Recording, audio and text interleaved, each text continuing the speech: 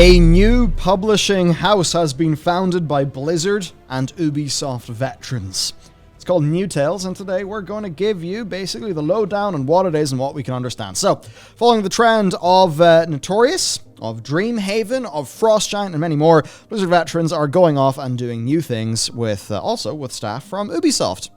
Another group that has had pretty high turnover rates. Just bleeding staff. Yeah. Now, this one is a bit different from all these indies, though, right? This is a sort of catch-all games development and publishing house that has just been established by industry vets across Activision, Ubisoft, Sega, Sierra, Vivendi, and LucasArts. So this outfit is actually based in Paris, and they're going to be making new IP through their own internal studios, and they're also going to offer global publishing services to third-party development partners, which is interesting, because it's kind of like my long-term vision for what we do. Yep.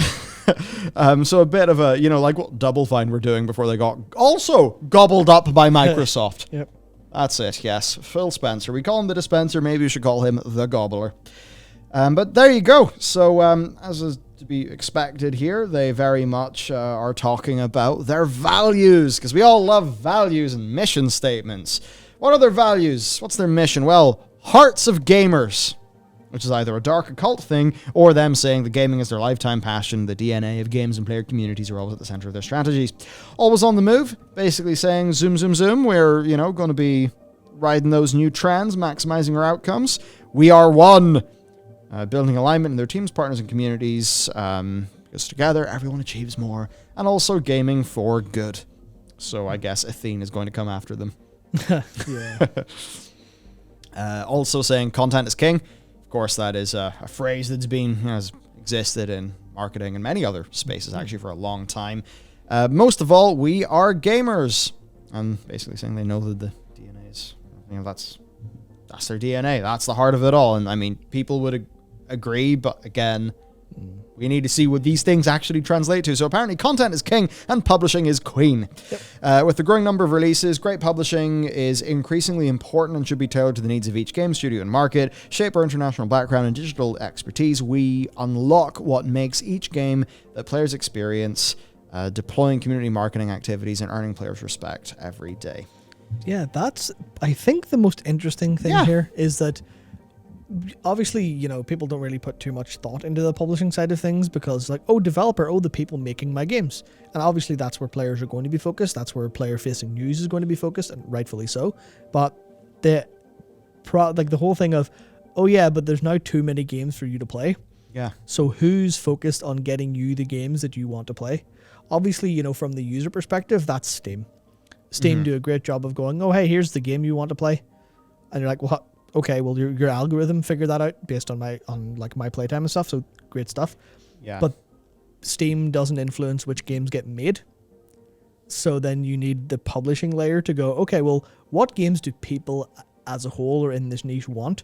We need to target them, get them made, and then, Steam can deal with showing them to people. And I think that was it because, reading over this news, I was like, that's something I hadn't really thought about too much before. Yeah. In terms of this whole grand cycle of, from the player perspective, the publisher's role.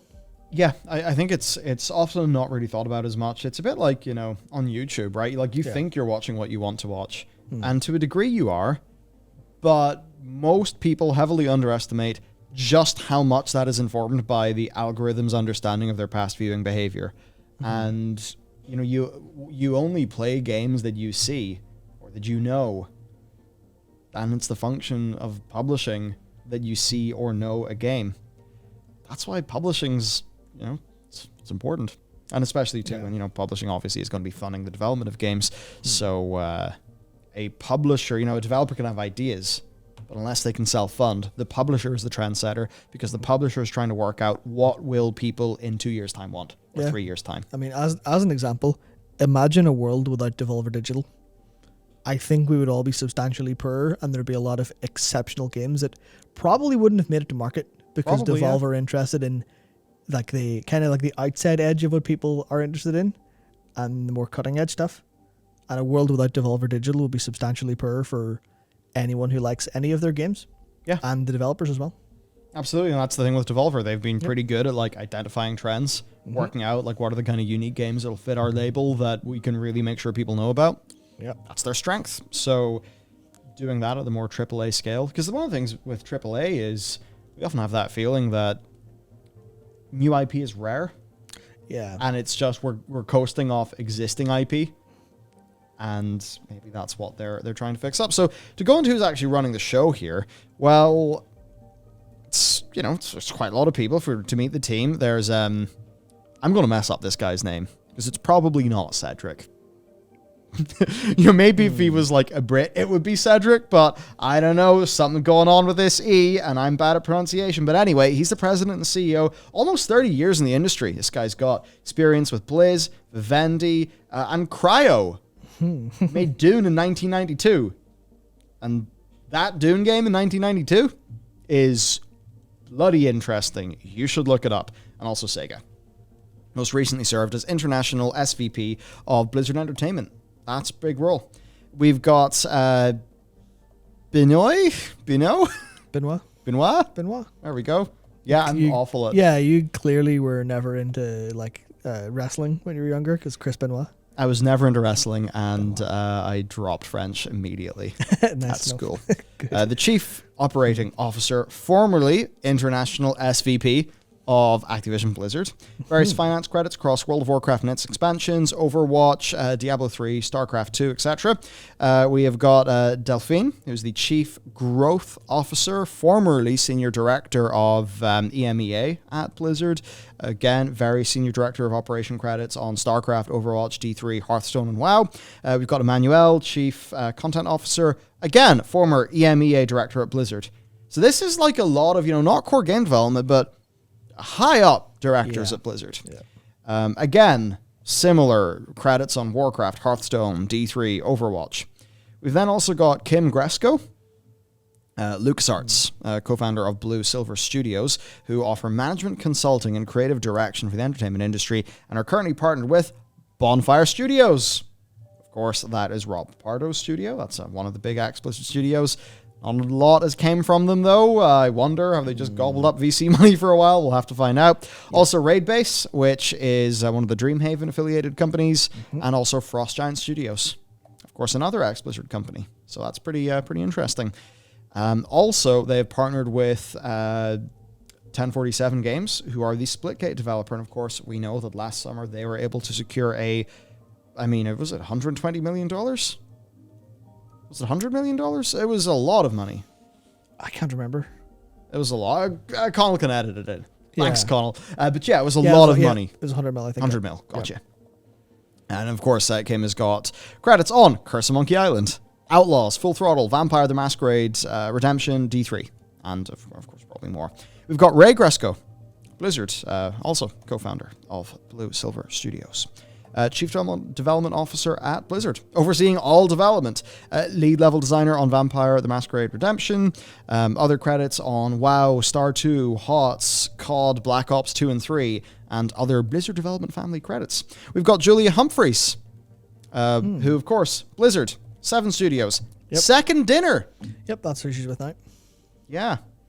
Second Dinner is... your man, Ben Brode. Yep, Ben Brode. Ex-Hearthstone director. Yep, they're currently... I don't know if this was common knowledge, because I don't think they really announced it, but they're working on a Marvel game. Well, that was a part of what was announced when they announced their very chunky funding round. Yes, yeah. Now, Julia was one of the high-profile Overwatch departures. Didn't get as much coverage, maybe, as Sony Chaco or, obviously, Jeff Kaplan, but left, I think, similar time. But yeah, production director on Overwatch and Overwatch 2, producer on D3 and Reaper of Souls, lead producer Diablo 4.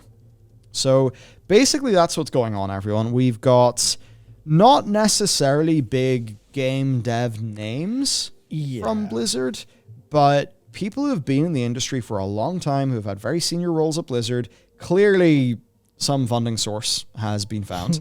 Big time. And I suppose also, speaking of isekai games, a bit like with the previous Blizzard thing, we do have a person with a leather jacket and jeans walking into a portal.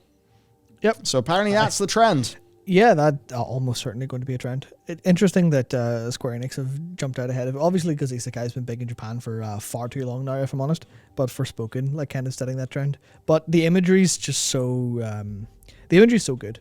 You're just mowing the lawn. Or just go into your, go into this portal and have some video games instead of doing your chores. Isn't that great? But no, I think this is very interesting. The kind of talent that is invisible, but it will have a massive impact if it's done correctly. Yeah. It's that kind of thing where you never hear about, basically you never know the names of really effective executives because they're never putting their names on stuff. It's just their companies are running really smoothly. So seeing all of these people, especially, like directors of, I'm not sure how the EMEA stuff is going with Blizzard. I think it's going fine. But, presidents, operating officers, vice presidents, those people will or could potentially have a really huge impact. And you look at Blizzard and go, well, they're not seemingly doing that hot for the past couple of years internally in terms of how they're managing anything. And all these people are now working somewhere else. It logically tracks that these people were actually doing a very good job at Blizzard. Potentially. And could have their part in why it's doing great. So I think it's nice to see that those people are also going and starting new adventures. And it's not all just developers. I think it's great. Yeah. So, look, it'll be interesting. We obviously don't know exactly where this is going to go. But, as Blizzard has had its decline, maybe it's going to go back up again with Microsoft. Hopefully, that would be the better future for sure. But a lot of stuff has came out of it. This is all the stuff that is sowing the seeds of new growth, which is what we want to see in the industry. It's just, growing. It takes a while. So I think, we're probably going to, just like with so many of these other ex-Blizzard studios and stuff like that, we're just going to have to leave this one for a while. It will take some time, which... Years? Yeah. So, look, maybe 2026 is going to be a banging year, 2027. Because the way sometimes you have like a 2007, as we were talking about yesterday. 2017 was a pretty good year. Maybe they just come in decades. Maybe 2027 is when all this shit comes online. We have a brilliant time. Damn right.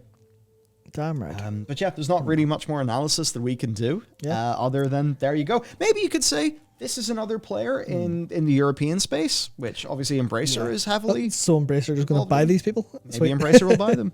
Yeah, actually, that's one thing I think is interesting because it's a publishing studio.